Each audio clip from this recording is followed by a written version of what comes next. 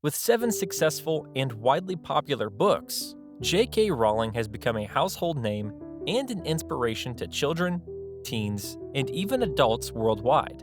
I am very interested in story, inevitably.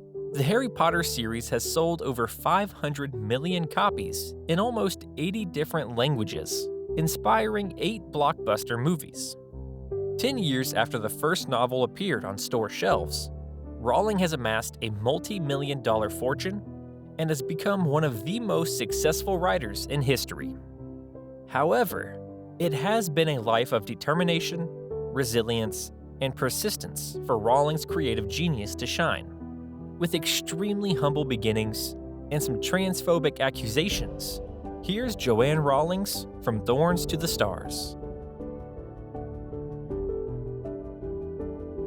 Childhood was genuinely carefree. Rowling always remembers her childhood with a smile, as it was filled with fun games with her sister, family comfort and warmth, and the care of her parents. They instilled a love of literature in the girl. The young Jo grew up surrounded by books.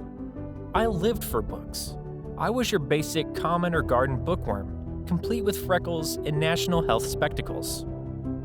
Little Joan often wrote fantasy stories and read them to her sister. She recalled, "I still remember telling her a story in which she fell down a rabbit hole and a family of rabbits fed her with strawberries." Certainly, the first story I wrote down when I was 6 years old was about a rabbit named Rabbit. He got measles, and his friends came to see him, including a giant bee named Miss B. At 9, Rowling moved into the church cottage in the village of Tutshall. Rowling attended Wading High School, where her mother worked in the science department. At 11, she was a typical Hermione Granger, a know-it-all girl. And in the 6th grade, she became friends with Sean Harris, whose image in turquoise Ford England inspired her and later appeared in her work. She said, "Ron Weasley is not a living portrait of Sean, but he looks very much like him."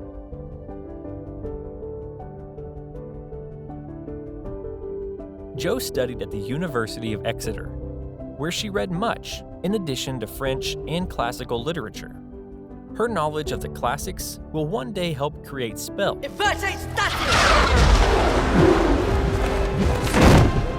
After her degree, she moved to London and worked a series of jobs, including one as a researcher at Amnesty International. The turning point came in 1990. While traveling by train from Manchester to London, the idea of a novel about a boy attending a wizarding school came fully formed into her mind. She thought through all the story details for 4 hours. I was going by train from Manchester to London, sitting there thinking of nothing to do with writing, and the idea came out of nowhere. I could see Harry very clearly. She began writing The Philosopher's Stone that evening. However, those first few pages were very different in plot from the finished book. Rowling's mother died after 10 years of multiple sclerosis. Joan recalled, "I was writing Harry Potter when my mother died. I never told her about Harry Potter." According to Rowling, this death greatly influenced her novel, and she used her experience to describe the loss of Harry's parents. After her mother's death, Joanne started life from scratch and left to teach English in Portugal, where she met her first husband. A few years after the marriage, their daughter Jessica was born. And a few months later, her husband kicked Rowling out of the house with a baby in her arms. In December 1993, Rowling, with her daughter and 3 Harry Potter chapters in her suitcase, moved to Edinburgh, Scotland, to live next to her sister. 7 years after graduating from university, Rowling considered herself the biggest loser she knew. She fell into a deep depression and even considered suicide. The depression she underwent inspired her to create the Dementors in the Harry Potter series. Her feelings during this time helped her write how Harry feels when he meets a Dementor. After completing her first novel in August of 1995, she enrolled at the University of Edinburgh while living on welfare and regularly writing at cafes. Rowling has been married to Dr. Neil Murray since 2001. They live in Edinburgh with their son David and daughter Mackenzie.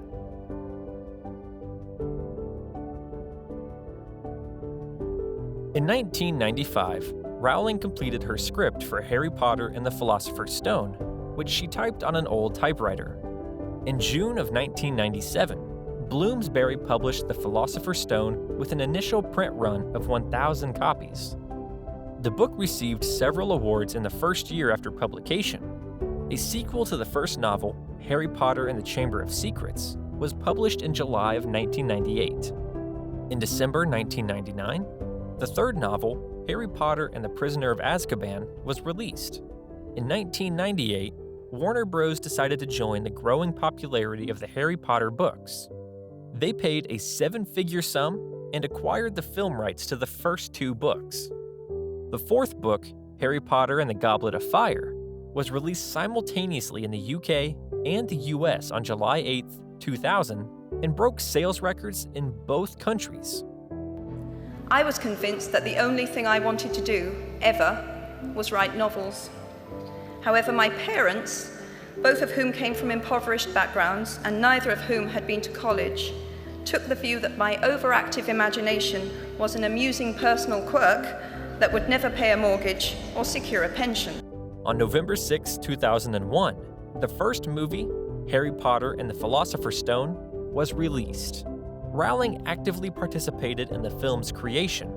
She approved the film's scripts and had complete control over the creative process. One of her main conditions was that the movie must be made in Britain and with British actors. Harry Potter and the Chamber of Secrets was released on November 15, 2002. Rowling wrote the fifth book, Harry Potter and the Order of the Phoenix, for 3 years. She admitted that writing this book required a lot of effort. So this is 1 year? And It's 1 year in Harry's life, yeah. On June 4, 2004, Harry Potter and the Prisoner of Azkaban, directed by Alfonso Cuarón, was released. The sixth book, Harry Potter and the Half-Blood Prince, was released on July 16, 2005. 9 million copies were sold in the first 24 hours, another record. The fourth film, Harry Potter and the Goblet of Fire, was directed by Mike Newell and released on November 18, 2005. Shortly before the publication of the final part of the series, on July 11, 2007, the fifth film, Harry Potter and the Order of the Phoenix, was released, directed by David Yates. The last Harry Potter book, Harry Potter and the Deathly Hallows, was completed on January 11, 2007, and released on July 21, 2007. This novel became the fastest-selling book of all time. The next Potter movie hit theaters in 2009. Before that, Warner Bros. Announced that the final part of the series, Harry Potter and the Deathly Hallows, would be divided into 2 parts.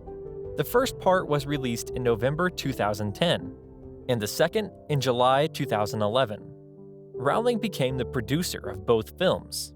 Today, Harry Potter is a global brand valued at $25 billion. The last 4 Harry Potter books have consistently set records as the best-selling books in history. J.K. Rowling made her screenwriting debut with Fantastic Beasts and Where to Find Them, another Wizarding World sequel released in November 2016 to critical acclaim. The second film, Fantastic Beasts: The Crimes of Grindelwald, was released in 2018, and the third, Fantastic Beasts: A Dumbledore Mystery, was released in 2022. The story of J.K. Rowling wouldn't be complete without the controversial tweets she posted about the transgender community. Her stance has caused even dedicated fans and stars of the Wizarding World, like Daniel Radcliffe, Emma Watson, and Rupert Grint, to speak out against her. On June 6, 2020, Rowling retweeted an op-ed piece that discussed people who menstruate. I'm sure there used to be another word for those people. Someone help me out. Wumbin? Wimpund? Woomid? The initial tweet garnered a lot of backlash, but the Harry Potter author did not relent and wrote about her views in more detail. I respect every trans person's right to live any way that feels authentic and comfortable to them. I'd march with you if you were discriminated against on the basis of being trans. At the same time, my life has been shaped by being female. I do not believe it's hateful to say so." Then, on June 10th, 2020, Rowling published a lengthy post on her website and sent out a tweet that read, "TERF Wars." TERF is an acronym that stands for Trans Exclusionary Radical Feminists. Rowling explains that she became interested in trans issues while researching a character she's writing. Rowling also outlined 5 reasons for being worried about the new trans activism. Rowling's initial tweets and her subsequent doubling down have drawn a lot of ire from trans activists and Harry Potter fans, many of whom had found comfort in the story of an outsider finding a place where he belonged. On July 5th, 2020, Rowling went on another social media rant after a Twitter user called her out for liking a tweet that compared hormone therapy to antidepressants. Many health professionals are concerned that young people struggling with their mental health are being shunted towards hormones and surgery when this may not be in their best interests. Many, myself included, believe we are watching a new kind of conversion therapy for young gay people who are being set on a lifelong path of medicalization that may result in the loss of their fertility and/or full sexual function. On September 14th, 2020, her book Trouble Blood sparked another round of outrage after an early review began making the rounds. In response to one person who said, "I wish you a very nice pipe bomb in the mailbox," she said, "To be fair, when you can't get a woman sacked, arrested, or dropped by her publisher, and canceling her only made her book sales go up, there's really only one place to go." Hundreds of trans activists have threatened to beat, rape, assassinate, and even bomb me. I've realized that this movement poses no risk to women whatsoever. In August 2022, Rowling began promoting her new novel, The Ink Black Heart, published under her pen name Robert Galbraith. In the book, over 1,000 pages long, a YouTube-based cartoonist's work is accused of being racist, transphobic, and ableist. She's then doxxed, threatened with rape and death, and stabbed to death in a cemetery. In the last book, Lethal White, and in this book, Troubled Blood, I hope the reader understands that she has been fighting to return to the person she should have been. The hotly anticipated Hogwarts Legacy, a video game set in the Harry Potter universe, introduced a new character, Serona Ryan, who is seemingly trans. In April, news broke via Bloomberg that HBO Max was reportedly in talks with Rowling to produce a multi-season TV series wherein each of the 7 Harry Potter books would have its own season. Despite her offensive, transphobic remarks, Rowling would be directly involved in the series to keep the storyline faithful to her books.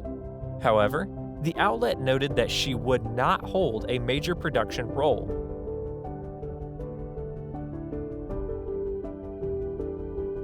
J.K. Rowling might be filthy rich and sarcastic with haters, but she remembers her humble beginnings and the turmoils she went through. Rowling has contributed over $25 million to a center treating the disease her mother died of, multiple sclerosis. She created an NGO to end the institutionalization of children. In 2010, it was renamed Lumos, based on the light-generating spell in the Harry Potter books, to improve the livelihood of children by finding foster families for orphans and improving the low-income families' income. So Lumos, for those who don't know, Right. is a spell I created in the Harry Potter books. It's a light-bringing spell. We hope this story goes from zero to hero. J.K. Rowling will encourage and push you never to abandon your biggest desires. Doing what you enjoy is one of the most important first steps toward realizing your goals. Whether in writing or any other field, maintaining a passion provides enough fuel to keep going.